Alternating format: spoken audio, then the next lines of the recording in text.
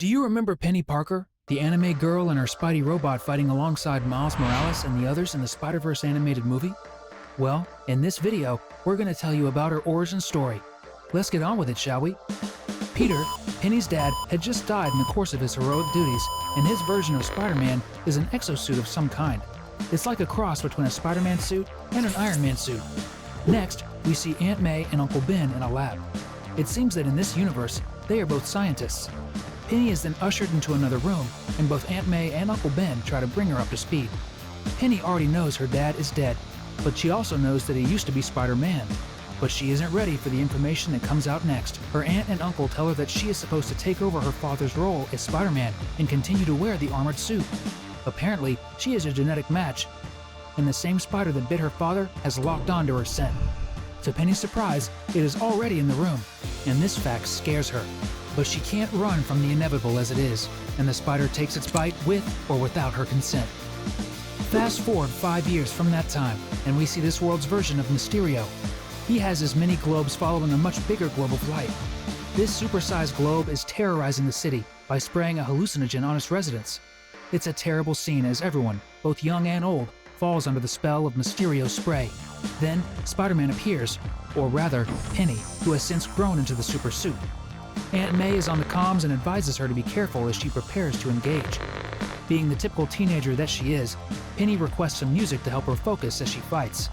Then, she jumps into battle, crashing through the glass window overlooking Mysterio's lair.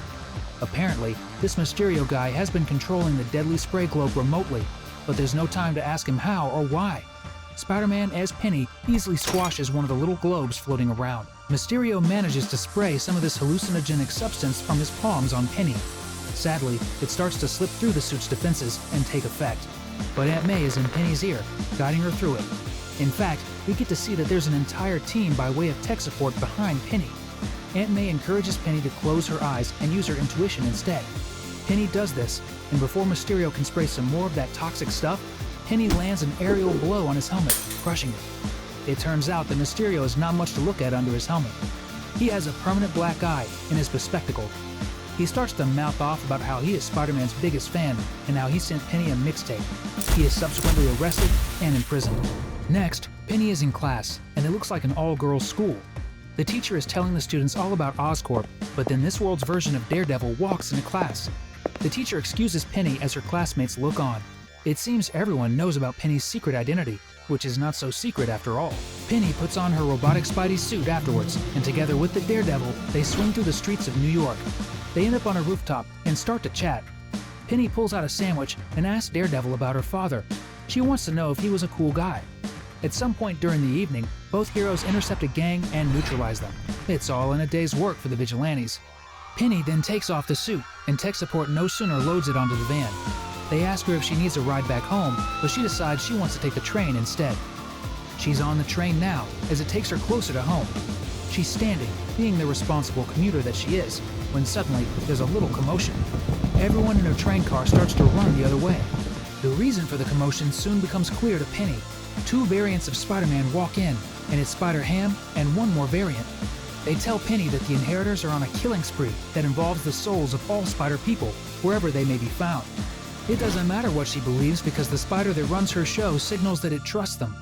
Penny goes over to the lab to retrieve her suit, and afterwards, all 3 swing into a portal. A few years later, the League of Spider People have successfully defeated the Inheritors, and might we say that in the multiverse, time works differently, so don't be alarmed that Penny returns to her exact timeline without even aging. Penny gets back into the thick of her schooling, and on this particular day, it's the end of the class period. The teacher dismisses everyone, and as Penny packs her backpack and prepares to leave, a new girl approaches her and introduces herself as Addie Brock. She immediately hits a raw nerve by asking Penny about her co-piloting duties as Spider-Man. Penny doesn't like where the conversation is going, so she tries to excuse herself. However, the new girl insists on talking to Penny. Penny tries to get away from her and runs across the hall on her way out. But Addie manages to throw in a few verbal shots before Penny finally gets away from her. Addie says something about how they could have made a great team, but Penny isn't interested.